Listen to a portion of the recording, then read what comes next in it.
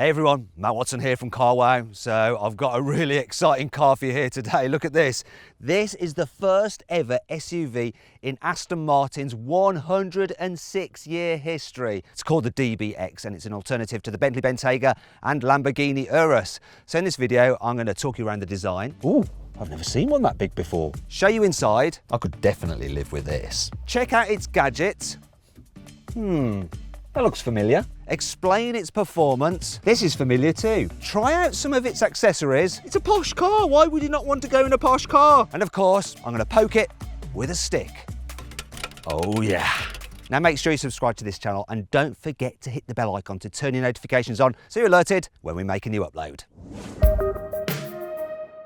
Let's kick off this video by talking about the DBX's design, because while it is an SUV, it's quite clearly an Aston Martin SUV. Check out the grille. Very similar to the DB11's, only it's bigger. It's the biggest grille ever fitted to an Aston Martin. Also, the badge. That's the biggest badge ever fitted to an Aston Martin. Then when you look at the bonnet, you've got these strakes in the air vents there, just like on the V12 version of the DB11, and the way the lines point in all the way to the Aston Martin badge. Moving down the sides, 22-inch alloys as standard, though you can get different designs. There's a vent here to help airflow down the side of the car, and it is real, people. Then there's these side strakes. Yet again, like the DB11, you can have those in a black colour if you want, as can you with the surround for the windows and the roof bars. The door handle, just like on other Astons, and frameless windows. Moving down the back, this roof does taper off quite a lot, and then the haunches really stick out there, accentuated as a result. I want to show you this, spoiler.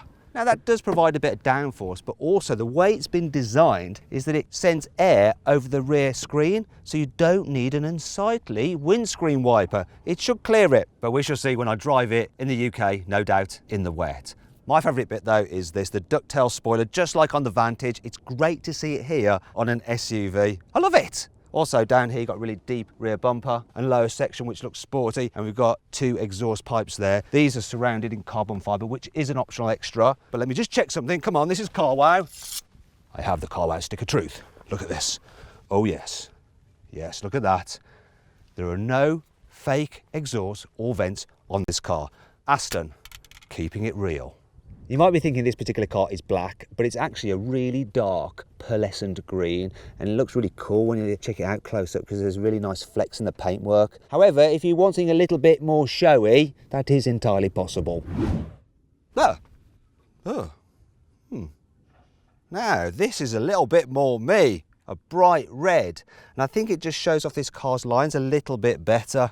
I reckon this is the first ever SUV to genuinely look like a sports car. Now Aston has been able to do that because they've built it on an all-new platform which was designed with this car's eventual look in mind. When you compare that to things like the Bentley Bentayga, the Lamborghini Urus and the Porsche Cayenne Coupe, those cars all share the same platform and chassis, so they're constrained by what they can do. Yeah, they can change interior bits and body panels to give them a little bit of a different feel or look. However, they all pretty much have the same dimensions. You can sort of think of those cars as being like a house that you redecorate or renovate. You know, you can make it look different, but it's still pretty much the same shape or size. This Aston, it's more like they've started with a plot of land and then built a house from scratch, from the ground up, to look exactly the way they want it. Now that's my opinion, but what do you think? Which do you think looks the best? Click on the pop-out banner up there.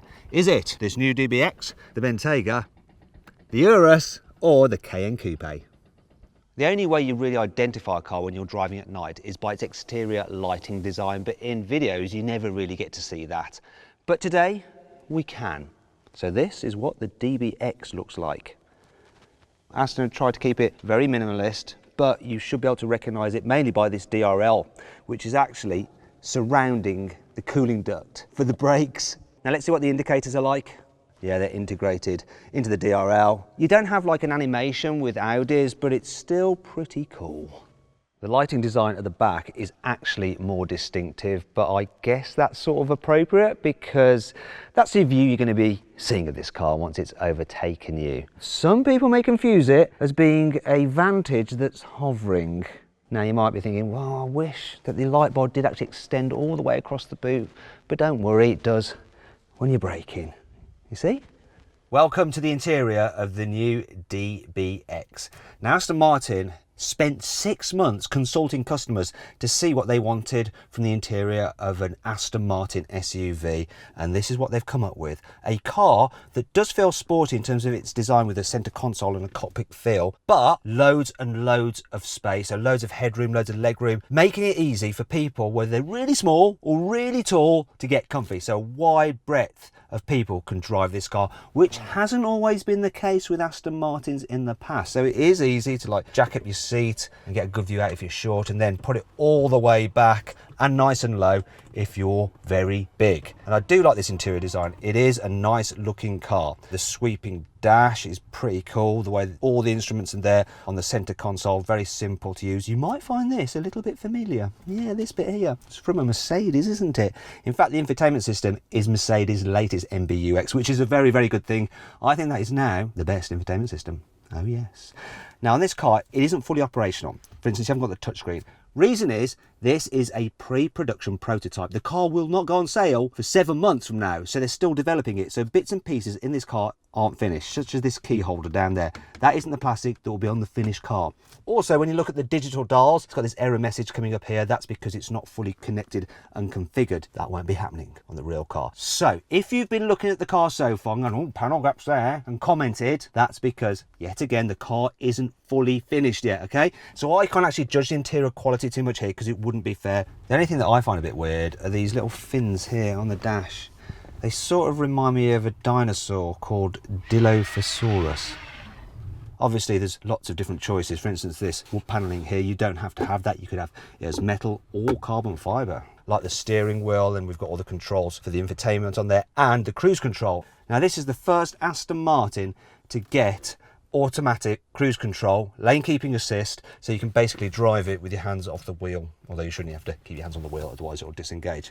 But that's good that they've finally got that fitted to their cars, because it's really important in a car like this if you're cruising up and down the motorway. There are some very traditional Aston Martin features, such as the gear selectors up here and the starter button. Also things like these metal handles, just like in the new Vantage. I love the gear selectors, solid metal yet again, feels super expensive. Like this as well. Not just one big visor, but a second one here for full sun protection. Though what I'm not so sure about is this. Just how small the vanity mirror is. It's so narrow, you can just about check out your eyebrows. Oh, but it does feel lovely, that does. If you're a vegan and are offended by a car that's trimmed in leather, don't worry, you can get the DBX's interior in a microfiber cloth. Though, you know, how principled are you? This is, after all, a V8. Yeah, just saying. Decent storage area under here. There's your connectivity with your USB connections and your 12-volt socket there. Also, look, there's the cup holders. So, yay, look at that. But what happens if someone wants to rest their arm? Because, oh no. Don't you worry, look, someone can have the cup holder and you can still rest your arm there. It's a good idea. Speaking of holding bottles and stuff, door bins, blooming massive. Glove box.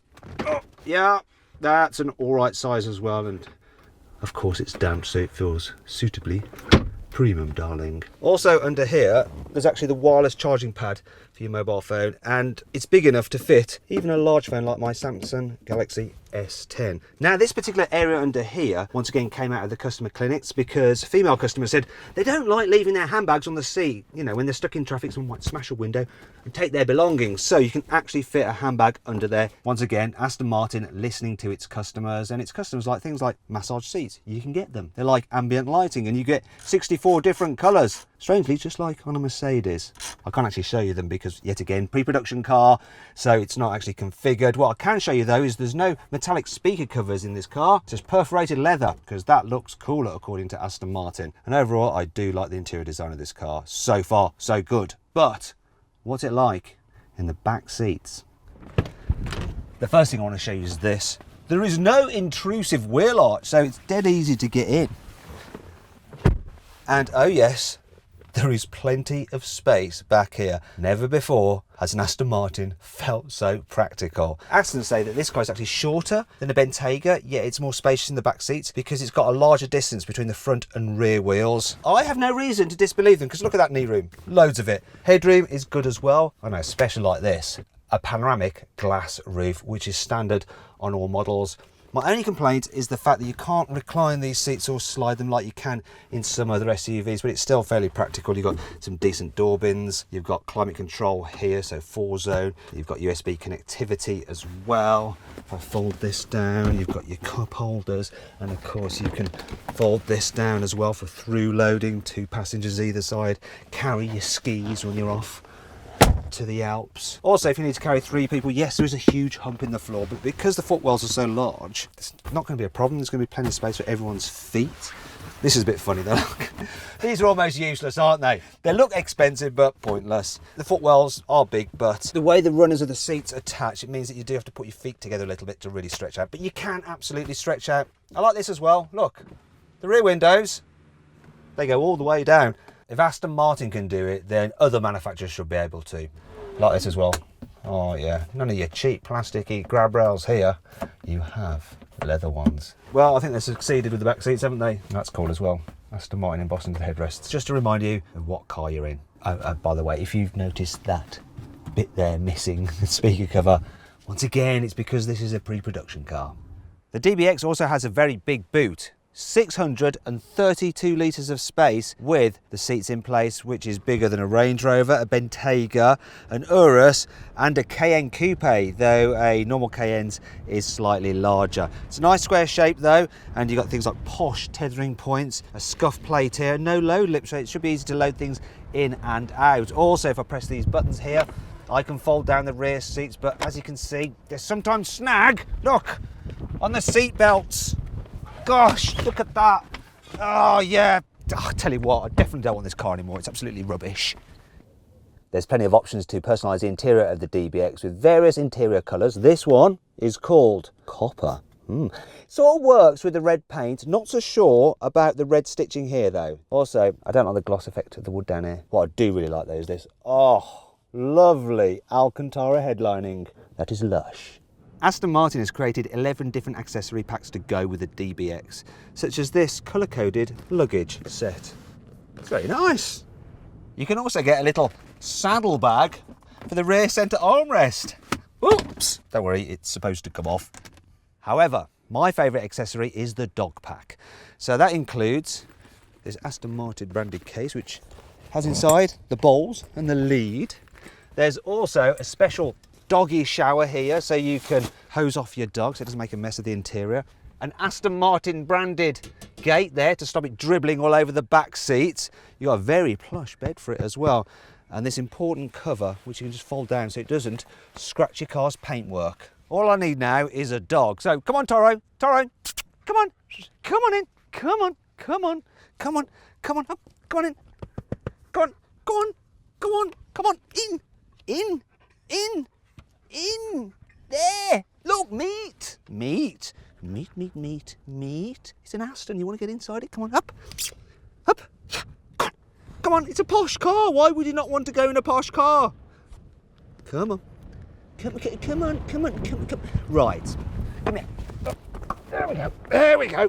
Sometimes you just got to do it yourself. Now sit on the bed. There we go, sit on the bed, enjoy the Aston Martin.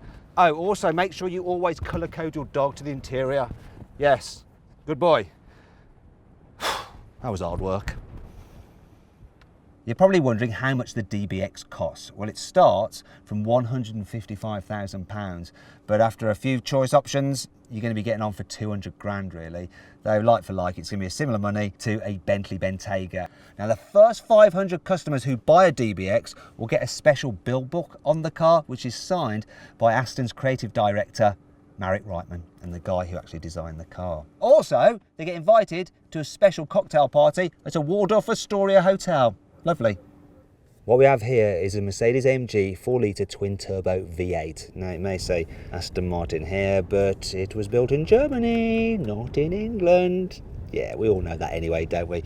Still, you can't argue with the choice because it's a great engine. So you have hot turbo, so they're in the V there, so you get really good responses. And this thing in the DBX puts out 550 horsepower and 700 Newton meters of torque. Good for 0 to 60 in 4.5 seconds. And this car will top out at 181 miles an hour. Unfortunately today I'm not actually allowed to drive the DBX. That is going to be for another video, but I bet like me you want to hear what it sounds like because Aston Martin has done a lot of work tuning the exhaust so it sounds superb. So let's check it out. Can we start the car please? Yeah, it's fairly fruity and it's on the normal setting right now. Give it some revs! Oh my God, I got soaked. More! There's more over the camera lens, but let's carry on. Now put it into Sports Plus mode. So that's gonna open up the valves in the exhaust, make it louder. More! More! Well, it sounds awesome, though I am slightly deaf and I'm completely wet and I don't know what you can see because there's just like exhaust water all over the lens. Aston Martin is very keen for this SUV to still feel very sporty to drive, and so they put it through the same 5,000 miles of enthusiastic development driving like they do for the Vantage and the DBS to make sure they got it set up just right. The DBX uses a bonded aluminium chassis just like sports cars use. That makes it nice and stiff, yet helps keep the weight down, though to be fair this thing does still weigh 2,245 kilos, so about the same as its main rivals. The DBX has a 9-speed automatic gearbox, just like you seem to get in Mercedes for some reason. Now it sends power to all 4 wheels and it uses an electronically controlled centre differential, and that can send almost 50% of the engine power to the front wheels if it needs that extra grip. Also, you can send 100% of the power, if it wants to the rear wheels, so for sporty driving. You've also got an electronically controlled limited slip diff on the back axle, so it can move power between the rear wheels, whichever, once again, has the most grip to improve cornering, and there's also torque vectoring by braking, so it should be good fun to drive. Also, they fitted the car with a carbon fibre prop shaft, so you have less inertia, should make it a bit more responsive to throttle inputs. The car has different driving modes, so you change them by pressing these buttons here. And you have GT, Sport and Sport Plus, and they do things like alter the throttle response and the weight of the steering and all that kind of stuff. Also, the car is fitted with active anti-roll bars, and basically what that does is use the adaptive dampers to stiffen up the corner of the car when it starts to lean to try and keep it nice and flat. As well as the 3 on-road driving modes, there are 2 off-road ones, Terrain and Terrain Plus if it's really tricky. You also have stuff like hill descent control. Yes, this car is actually designed to be taken off-road occasionally, though no one ever will, but you could if you wanted to. The car gets 3-chamber air suspension, and you can raise it up by 45mm over the standard setting if you need to go off-road, or you can lower it by 50mm below the standard setting if you want to make it look sportier or easier to get in and out of. And you can do it at the boot here as well by pressing a button. Yeah, easier for loading then, isn't it? Aston has worked with Pirelli to create 3 specific tyres for the DBX, a summer tyre, a winter tyre and an all-season tyre. They've also fitted it with some big ass brakes, so you've got 6-pot calipers at front and they grip 41cm discs. At the back you've got 39cm discs. Now this is a little bit unusual, a tow hitch setup on an Aston Martin. Yes, this car can definitely tow. Actually, Aston Martin did a lot of testing towing this car with a trailer with various cars on the back, including a DBS. Now, if you click on the pop-out banner up there, you can watch my full in-depth video review of the DBS Superleggera.